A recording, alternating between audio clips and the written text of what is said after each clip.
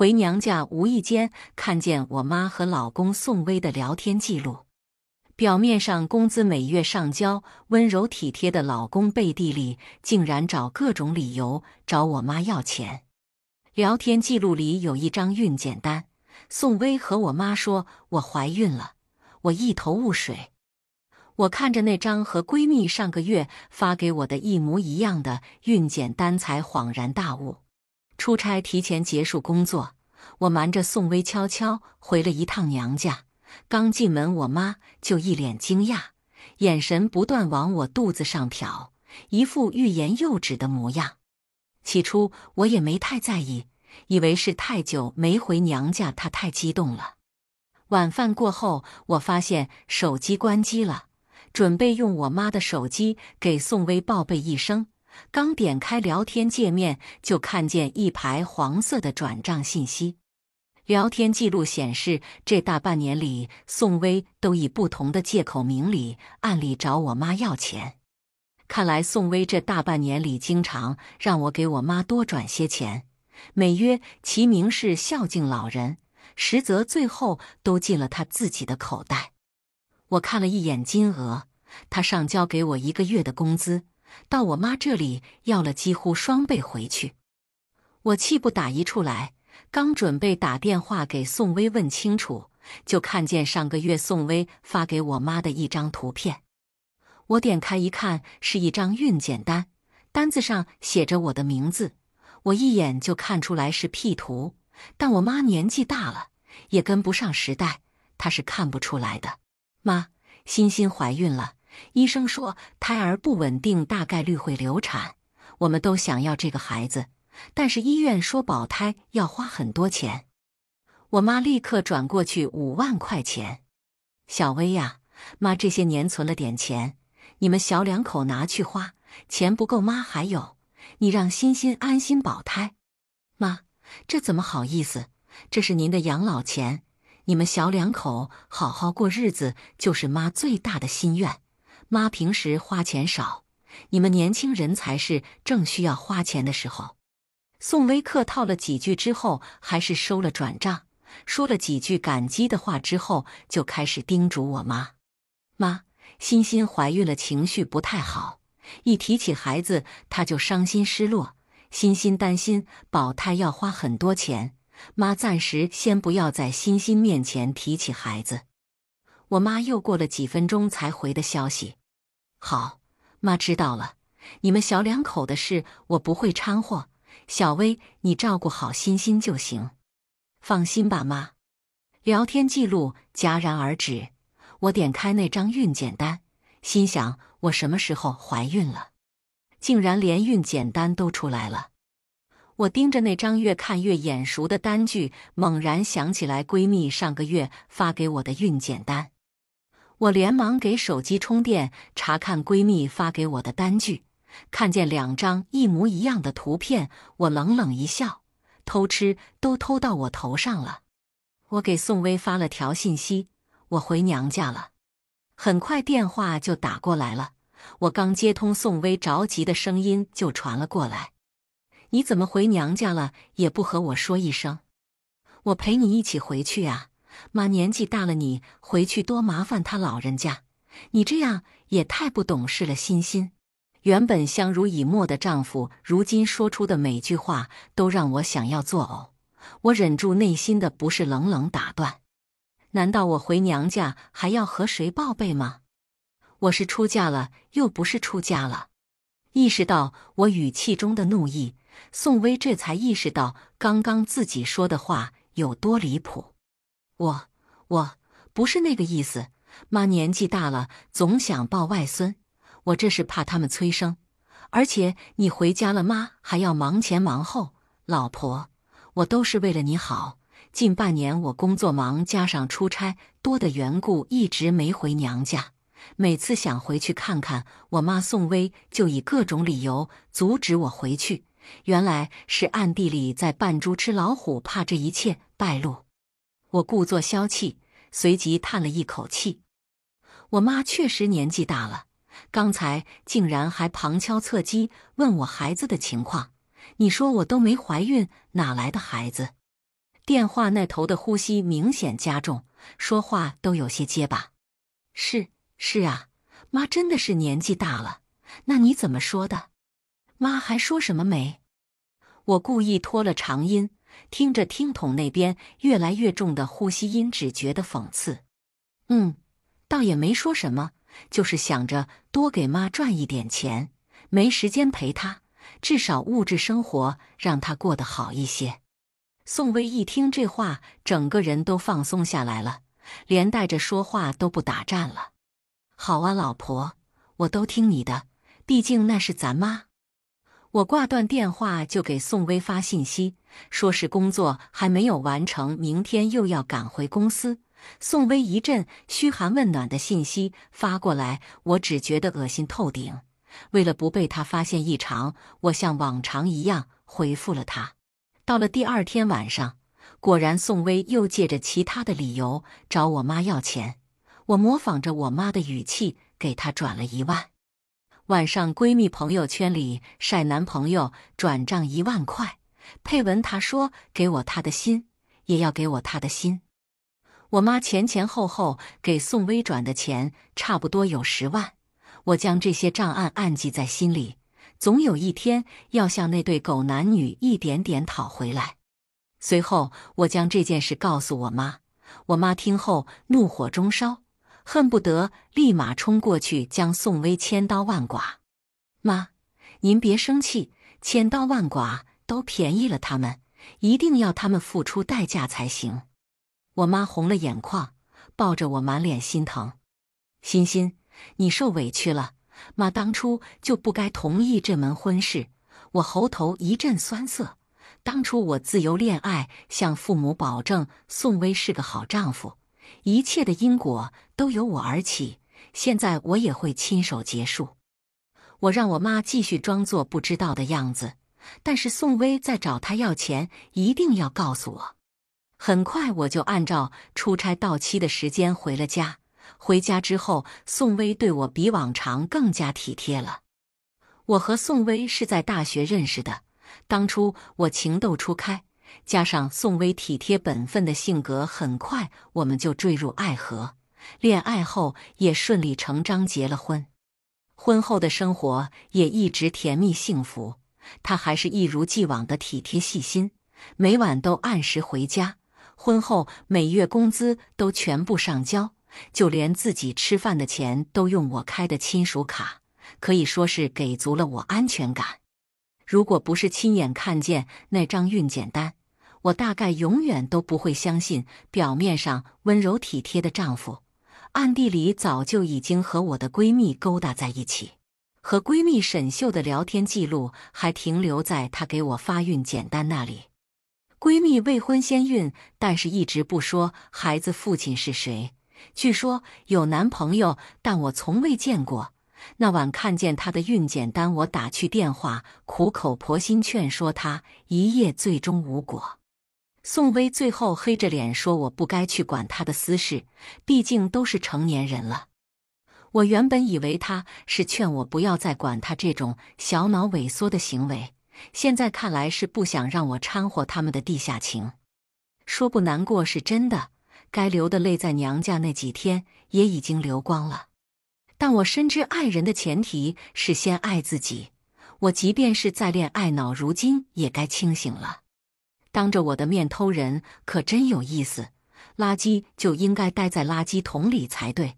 我默默收起了一份诊断书，准备等到合适的时候再拿出来。回家后的第二天，沈秀就约我出门逛街，我正要找她，没想到她倒是主动送上门来了。见面她还是像以往一样亲昵地拉着我的胳膊。欣欣，你终于回来了，这段时间你不在，我可想你了。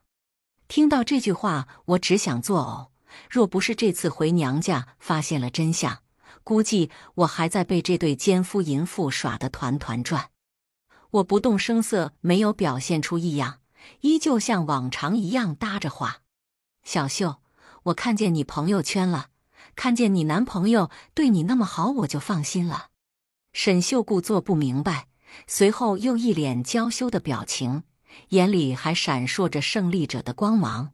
捧得越高，只会摔得越惨。对呀，他对我可好了，我就知道他最爱的是我。说完一脸娇羞，我忍住机遇反胃的情绪。那你们什么时候结婚？你这月份也大了，再不结婚怕是不太好。不给你一个名分，说再多的爱怕都是空口白话。似乎是戳到了他的痛处，沈秀的脸几乎白了下来。还不急，他说过一定会娶我的。我点点头，一副理解的样子。沈秀的脸上还挂着一丝尴尬。我带着沈秀来到一家化妆品店，像往常一样逛着。沈秀拿起一瓶洗面奶凑过来，我瞥了一眼，价格3000块。欣欣，你看这个最新的大牌，据说孕期用也不会有影响。我拿过来仔细看了一眼，点点头表示赞同。确实还不错。说完，不顾他期待的目光，又转到了另外一排货架边上。他又不死心，拿起另一款新品，口若悬河介绍着功能。我装作没听出他语气里的期待，叹了口气。小秀，本来我是想给你买些东西，顺便买一些母婴用品的。再怎么说，以我们的关系，我也应该对你肚子里的孩子表示一下。但是你不知道，最近几个月宋薇的工资都没给我，我的钱也补贴娘家了。沈秀一脸疑惑，脱口而出：他不是说工资都上交给你了吗？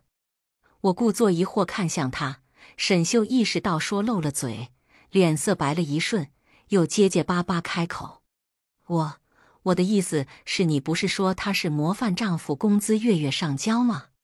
我叹了口气，表现出一副无奈的样子。那都是维持婚姻里的人设说给外人听的，但是凭我们两个的关系，我肯定是和你实话实说呀。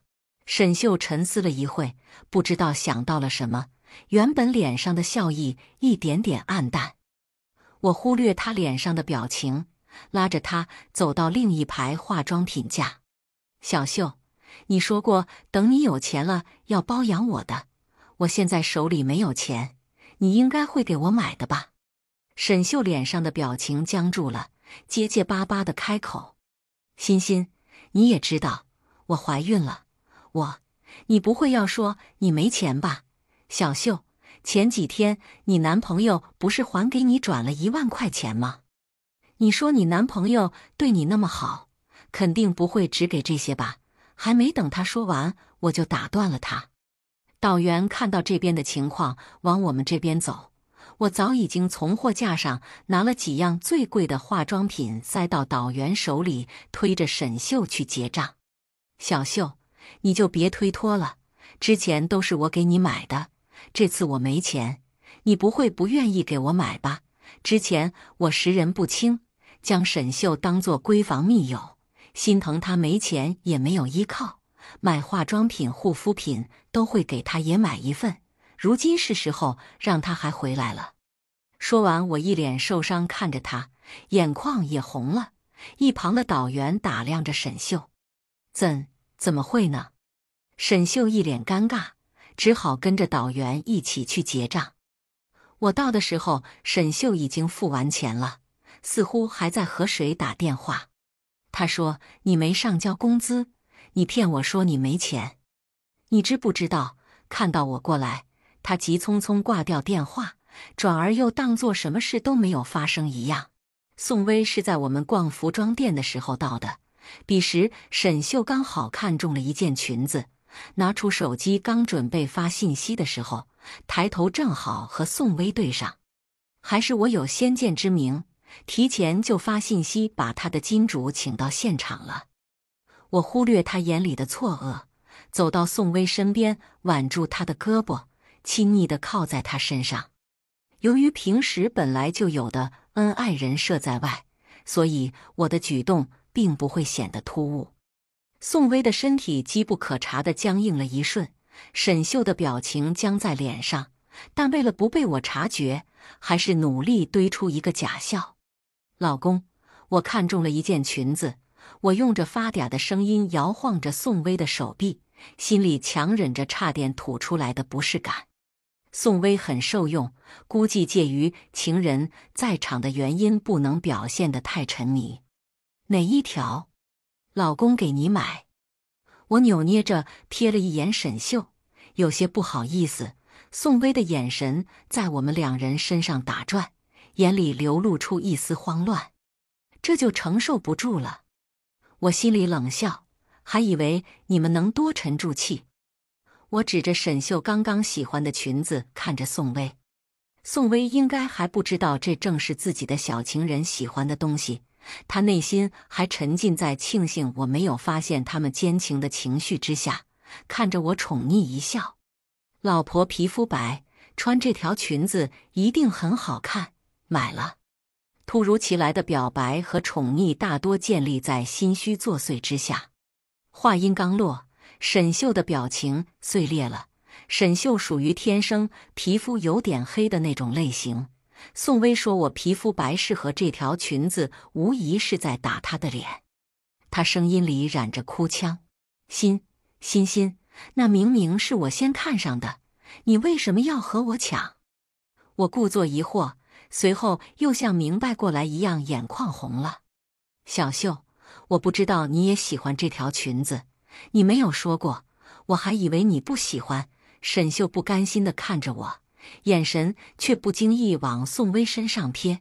宋薇的脸有些白，估计她也没想到自己为了哄我的话，竟然给了小情人当头一棒。欣，家里裙子很多，要不这条裙子还是给沈秀吧。宋薇有些尴尬，结结巴巴地说出这些话。可是我真的很喜欢这条裙子，而且老公，你刚刚还说这裙子适合皮肤白的人。话音刚落，沈秀的脸色又白了几分。宋薇身体有些僵硬，说话都有些发抖。欣，可是沈秀不是你的好闺蜜吗？你让给她又没什么，既然宋薇愿意博美人一笑，那她可就要破费了。我看了一眼那条裙子，故意表现出依依不舍的样子，随后善解人意地开口：那好吧，那我就让给小秀好了，不过你要给我再买一条。我故意把让字读重音，宋薇听不出来，但沈秀一下子就听出来了。她恨恨地看着我，但又不敢被我发现，我只当没注意，心里却暗爽。宋薇长舒一口气，连忙答应下来。我看着沈秀，等着她去付钱。沈秀站在原地，尴尬不已，差点忘了她的金主现在在我旁边，那可真是不好意思了。欣，沈秀没什么钱，要不我们帮她买了吧？她现在怀孕了，孩子到时候生下来，我们也是干爸干妈，就当是给孩子的礼物。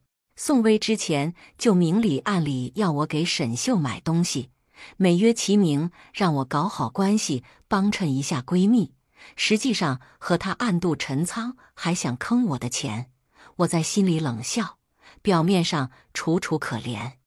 可是我已经把喜欢的裙子让给她了，而且小秀有男朋友，她说她男朋友之前还给她转了好几万，她怎么可能没钱呢？宋薇愣了一下，笑容僵在脸上。估计沈秀那条朋友圈是仅我可见，就连宋薇也不知道，她不是喜欢在我这个正主面前秀吗？欣，可是她毕竟怀孕了，而且沈秀是你闺蜜，就是我们的家人，我们苦点没关系，她怀着孕怎么能受苦呢？我脸上露出一丝审视，面上有些不高兴，直勾勾盯着宋薇。她怀孕和我有什么关系吗？难道孩子是我的吗？还是说孩子是你的？话音刚落，宋薇脸色惨白，慌忙否认，脸上还露出怒色，大声狡辩：怎么可能？你说的什么话？软心，你怎么能这样想我？果然，男人只有在你说中了的时候生气辩解，猜得越准，脾气越大。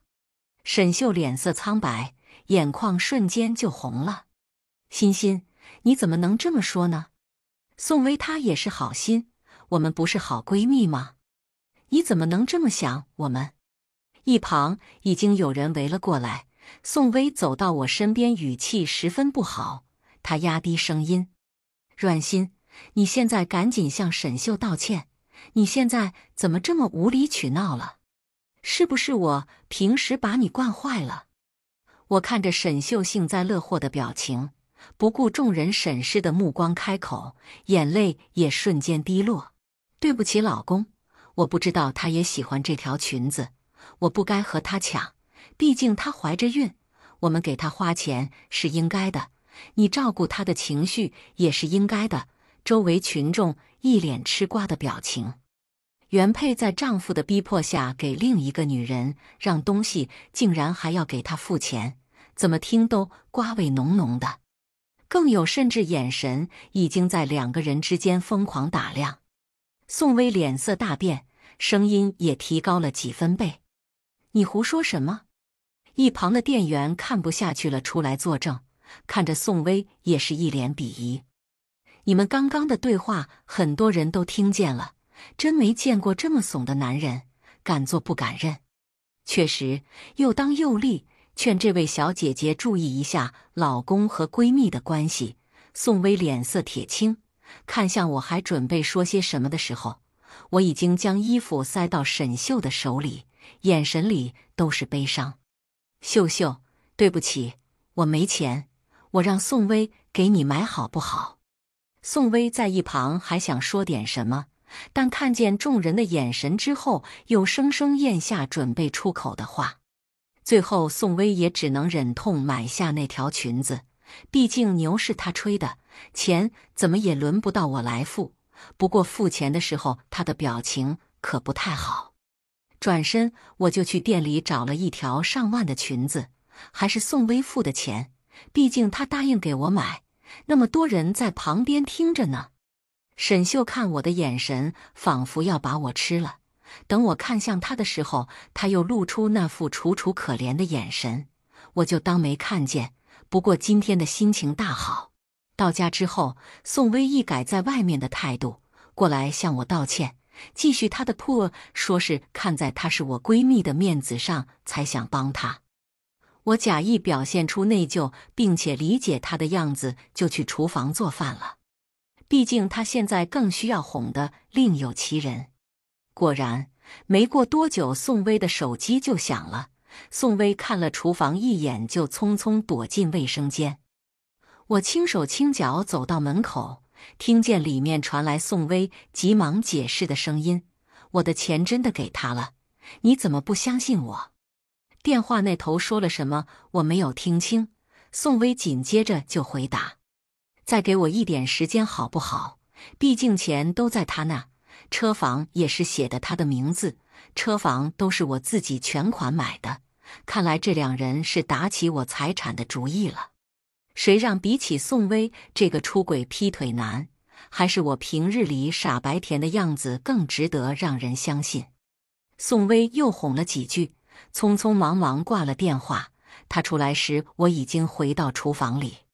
果然，当天晚上我妈就给我发信息，说是宋薇又找她要钱，这次的借口是说我流产了，开口就是10万。我差点笑出声来，要钱也找个好点的理由行不行？我让我妈告诉她钱都被我要走了。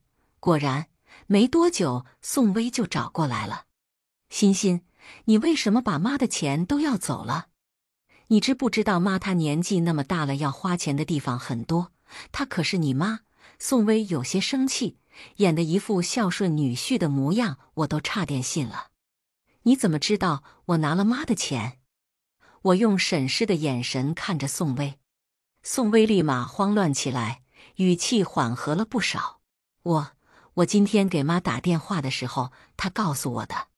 我点点头，有些受伤地看着她。老公，我是觉得你说的对，我们确实应该照顾一下小秀，所以我把钱都给小秀了。宋薇愣住了，她原本要钱就是给沈秀的，没想到我竟然直接给她了。那怎么好？你给她那么多钱？我眼眶红红的，声音也带着哭腔。她是我闺蜜，现在还怀着孕，孩子爸爸都不知道是谁。我虽然没有孩子，但是我还有你，我什么都不要，有你就够了。宋薇愣住了，显然她没有想到我会这样说，她尴尬地笑了笑，然后抱着我说我懂事又贴心。我在宋薇怀里冷笑，果然见男人就是见男人，谁会装可怜就爱谁。我默默将这些账单都截图保存，日后离婚了，这些可都是我们的夫妻共同财产，我都可以追回的。我是把钱转给沈秀了，但我是用她的手机赚的，自己舍不得花钱养情人，靠压榨我妈的钱，果然是诡计多端。宋薇手里彻底没钱了，她不好意思找我要，毕竟我月初才给过她钱。她去找沈秀，但沈秀那么大胃口的人，怎么可能会再把钱吐出来？啃了好几天白馒头，最终她还是没办法，只能让我去找沈秀要。老婆，你去把给沈秀的钱要回来吧。我一脸疑惑地看着她，宋薇扭扭捏捏地开口。那毕竟是我们的钱，给他了，我们都没钱花了。我一反常态，一脸受伤地看着他。宋薇，你怎么能这么说呢？沈秀是我的闺蜜，那她就是我们的家人。现在她怀孕了，我们不能这么自私。我们苦点没关系，但是她不能没钱花。宋薇刚准备出口的话哽在喉咙里，毕竟这可是当初她说的话。我现在不过是原封不动地还给他。宋薇脸色铁青，眼里全是埋怨。那你也不能让我每天啃馒头吧，那么难吃。再说了，不就是怀个孕吗？哪里需要那么多钱？我充耳不闻，却悄悄将宋薇的话录了音。沈秀这几天一连给我秀了好多次，明里暗里说着她男朋友对她多好。每次我一问什么时候结婚，他就仿佛哑巴了。小秀，这男人给再多的钱都没用呀，你这月份都大了，再不结婚对你名声不好。他们还妄想着以这种身份在我眼皮底下岁月静好，那我就帮他们一把。沈秀的声音有些结巴，眼神也飘忽不定。他最近工作不稳定，他说过段时间一定会娶我的。我疑惑地看着他，故意引导。小秀，你这男朋友不会有下家了吧？他是想把你肚子搞大了，然后不管你吗？沈秀脸色惨白，差点尖叫起来，却不敢看我的眼睛。怎么可能？他是爱我的，怎么可能爱别人？宋薇最近几天一直在家陪我，连着请假了好几天，估计是愧疚心理作祟。那他最近有去找你吗？你都怀孕了，他不去陪你吗？话音刚落，沈秀的表情僵在脸上。后来的一下午，他都心神不宁的。他的动作很快，当天晚上宋薇接了个电话，急匆匆地说有事就出去了。我在他的车上装了窃听器，大概半个小时之后，那边就传来了说话声。你到底什么时候娶我？你知不知道阮欣那个贱人每天在我面前秀恩爱，我都想撕了他。宋薇的声音有些低沉，混着一点不高兴的情绪在里面。起码我们夫妻这么久了，我不想闹得那么难看。等过段时间我会和他说的，你再等等。沈秀立马尖声叫喊起来。我果然猜得没错，你还想着那个贱人？宋薇，我肚子里怀的可是你的种，你想摆脱我？不可能。沈秀，你看看你现在像什么样子？我已经说了过段时间，而且阮欣把钱都给你了，我现在手里根本没钱花。再说了，我又没说不会离婚。说到最后，宋薇的声音越来越小，而沈秀只是冷笑一声，满是嘲讽。就这么一点钱就没钱了？那我要你有什么用？还好意思说自己没钱？你没钱关我什么事？宋薇暴怒的声音从那边传来。沈秀，你什么意思？你当初勾引我的时候可不是这样说的。笑死，这么快就开始狗咬狗了。我拿过一旁的薯片，边吃边听戏。两个人越吵越凶，沈秀要宋薇在1个月之内必须离婚，否则就会把这件事告诉我。宋薇到最后只能好声好气哄着他。宋薇到家的时候，我还没睡，桌上踩着点热着饭菜。她进门的时候愣住了，看见桌上的饭菜有些吃惊。欣欣，你怎么还没睡？我走过去亲昵地挽住她的胳膊，声音糯糯的。我怕你晚上忙工作没吃饭，而且你不在家，我不敢睡。宋薇有些惊讶，看着一大桌子菜发问：可是你哪来的钱？我低着头，声音闷闷的：我出去兼职挣了一点钱，对不起老公，我们钱都给小秀了，但是我也不想看着你受苦。宋薇俯身抱住我，声音沉沉的：老婆，还是你对我最好。对不起，我那天不该那样对你。我忍住差点吐出来的情绪，努力扮演着一个单纯可人的小白花。后来的几天，我都扮演着一个善解人意的妻子形象，暗地里煽风点火，说让沈秀赶紧结婚，和他说宋薇对我怎样怎样好。窃听器里开始频繁传来宋薇和沈秀激烈的争吵，直到最后一次，宋薇失望的声音从那头传出来：你真是一点都比不上他。话音刚落，那边传来沈秀发疯般的尖叫，随后是车门关上的声音，应该是宋薇下了车。过了几分钟，车内传出沈秀恶狠狠的声音：软心，我不好过，你也别想好过。沈秀来的这天，宋薇不在家，我像往常一样热情地招待她。自从进门之后，在我看不到我地方，她都恶狠狠地看着我。等我看向她，她又表现出一副若无其事的样子，我也装作没有察觉。吃午饭的时候，我故意说宋薇打电话来了，然后适时播放那段录音。宋薇不悦的话语传出来，沈秀的脸色越来越黑，随着最后一句不就是怀个孕吗？哪里需要那么多钱传出来？我装作委屈的回应：宋薇，你怎么能这样说？小秀是我闺蜜，你真的太过分了。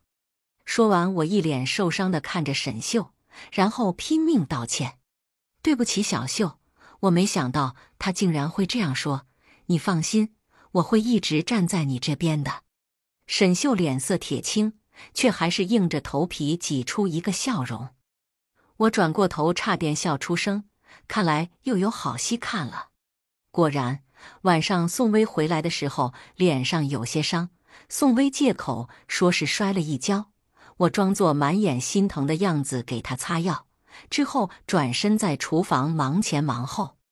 宋薇从后面抱住我，轻声说：老婆，我们以后好好过日子，不要再管沈秀了好不好？可是小秀是我的好闺蜜，这样不太好吧？宋薇语气恶狠狠，抱着我的手臂收紧。老婆，她根本不是什么好人，她比你差多了，根本不配做你的闺蜜。我们也要个孩子好不好？我沉默着，视线落在一旁客厅里的花盆里。窃听器那头的人应该气坏了，看来结果来得比我预想的还要快。第二天中午，沈秀又来了。我像往常一样去洗碗的时候，她突然掏出一把刀向我冲过来，我及时转身。就在这时，宋薇推门而入。早在沈秀来我家的时候，我就给宋薇发了信息，她害怕沈秀和她的事败露，急匆匆就往家赶。开门看到的正是沈秀拿着刀向我冲过来的这一幕。欣欣，宋薇急忙向我冲过来，将我抱在怀里，目光恨恨地看着沈秀。沈秀，你发什么疯？我躲在宋薇身后，一副受到巨大惊吓的样子。小秀，你想杀我？为什么？我们不是好闺蜜吗？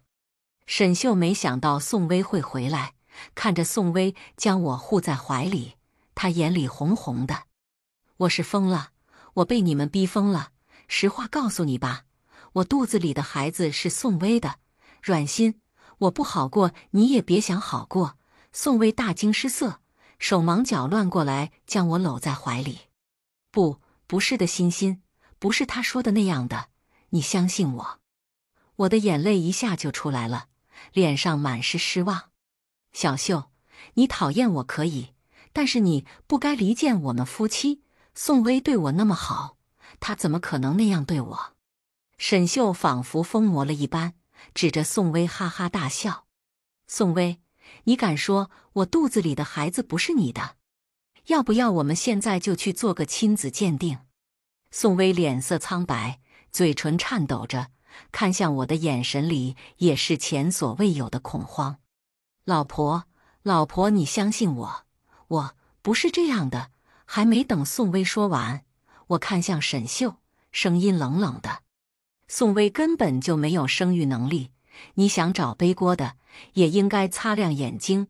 话音刚落，宋薇整个人愣在原地，沈秀也像是失了魂一般怔住了。不可能，这怎么可能？我肚子里的孩子就是宋薇的，你撒谎！我拿出包里的文件丢到他面前，居高临下地看着他。我们以后没必要做朋友了，麻烦你带着你肚子里的野种离开我家。沈秀看着上面的鉴定报告，整个人仿佛被雷劈了一般，嘴里还喃喃地念着不可能，直到看见地上的报告，他才接受了现实。在两人愣怔的时候，我可怜兮兮地抹着泪水。婚检的时候就查出来了，宋薇根本无法生育。这么多年了，我怕她伤心，所以一直瞒着说我不想要。宋薇这才反应过来，抱着我的手臂在疯狂发抖，随后整个人疯了一般的朝沈秀扑过去，嘴里叫嚷着：贱人，你敢骗我，还想破坏我的家庭，你这个贱人！没多久警察就来了，沈秀被打得差点流产，宋薇也被拘留了好几天。真相很快就出来了，沈秀为了上位随便找了一个男人借了种怀上孩子，宋薇怎么也没想到自己根本无法生育。宋薇回来那天，我在家做了一桌饭菜等着她，她颤抖着嘴唇过来想要抱我。老婆，你相信我，我相信你，相信你再也不值得相信。事后宋薇对我更加体贴，每次沈秀来家门口哀嚎，她都一脸厌恶。沈秀的事很快就被周围的群众知道了，借种怀孕还想栽赃在闺蜜的老公身上，一时之间她沦为笑话。没过多久，法院那边传来传票，沈秀拿出宋薇出轨的证据，虽然孩子不是她的，但是她出轨是事实。沈秀本想接子上位，拥有这样的好男人，然后霸占我的财产，谁曾想事情败露，他不仅什么都得不到，还背上了恶臭的名声。于是他破罐子破摔，就算是死也拉一个垫背的。宋薇跪在我面前，一遍遍说着对不起。我居高临下地看着他，眼泪从眼角滑落。宋薇，离婚吧。宋薇拼命摇头，双唇颤抖着，泪水滴落在我的手上。欣欣，你相信我好不好？我只是一时糊涂，我爱的一直是你。我没有回头，拿起准备好的行李离开。离婚程序走得很不顺利，宋薇不同意离婚，整日在我新住址楼下等我。几日未见，她与我印象中的样子已经大相径庭。胡子拉碴，眼底乌青，也与当初我爱的少年相去甚远了。我就当他是空气，无论他说什么我都不会回应。那天下班，门口站着2个人，沈秀大着肚子，没想到孩子还没打掉，应该是没钱吧，毕竟出轨的证据爆出，曾经宋薇给沈秀的转账都被追回，他不仅掏光了家底，还欠了好几万。2人看见我，宋薇瞳孔猛缩，连忙想要上前来解释，沈秀歇斯底里叫嚣着：宋薇，都是你把我害成这样的，你要对我负责。宋薇充耳不闻，只是向我走到，双手揉搓着拼命解释：欣欣，是他纠缠我，我已经和他划清界限了，你相信我。沈秀睁大了双眼，发了疯一般朝我扑过来，嘴里还叫骂着。宋薇在前面护着我，反手将沈秀推开。沈秀，你发什么疯？不要再来纠缠我们了。沈秀摔倒在地，双手捂着肚子，表情痛苦。宋薇冷眼看着，转头看向我，还想解释。我淡淡瞥了一眼两人，随后进门，只留给他一个背影。是你们不要再来纠缠我了。沈秀的孩子没了，因为事情发生在我家门口，我也一同被警察传唤了。不过我家门口有监控，很快也查明了我与此事无关，而宋薇又再一次被拘留。我妈去了一趟拘留所，据说把宋薇骂了一顿，宋薇在拘留所大哭一场。宋薇出来的时候又来找了我一次，彼时我刚才商场回到家，宋薇整个人都消瘦了不少，眼底暗淡无光。她犹豫着走到我面前，表情看起来很痛苦。老婆，我们为什么会变成这样？我说到最后，她说不下去了。宋薇哽咽着看着我。老婆，我们再也回不去了吗？我第一次没有无视她，只是淡淡的看着她笑起来。我们都可以回去，回到最开始那段没有彼此的时光。宋薇刚升起的希望又陡然熄灭，她慢慢蹲下来，痛苦的哀嚎。宋薇最终还是签了离婚协议书，将资产和房产全都分配给我，只求我原谅她。原谅吗？可惜我已经不在意了。她开始整日颓废，听说休了很长一段时间的假期，公司也因为业绩将她辞退了。在见到沈秀已经是我离婚1个月之后了，她身形消瘦，蓬头垢面地坐在街边的长凳上。此时她已经臭名昭著，接中男人的妻子找人将她的双腿打断了。她看见我，随后又变成了一副恶狠狠的模样。阮心，你毁了我，我也要毁了你。没想到吧，你以为的模范丈夫早就烂透了，竟然还是不能生育的男人，难怪那么多次都怀不上，果然不中用。说完疯魔一般笑起来，似乎这样就能报复到我一样。我面带微笑，凑到他面前轻声说：那还真是感谢你，我不费一兵一卒就大获全胜了，你说对吗？沈秀瞳孔猛缩，双唇颤抖着，异常激动地指着我，而我就站在原地不动声色地看着他。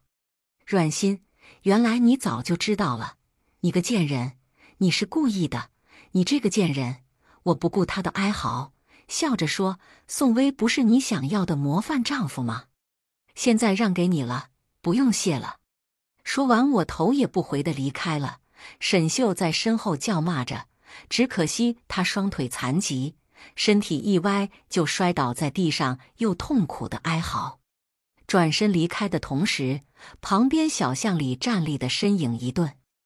我像是没有发觉一样继续往前走，毕竟还会有更好的未来。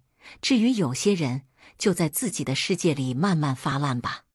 以上就是今天的内容，喜欢请订阅、点赞、转发，感谢观看，我们下期见。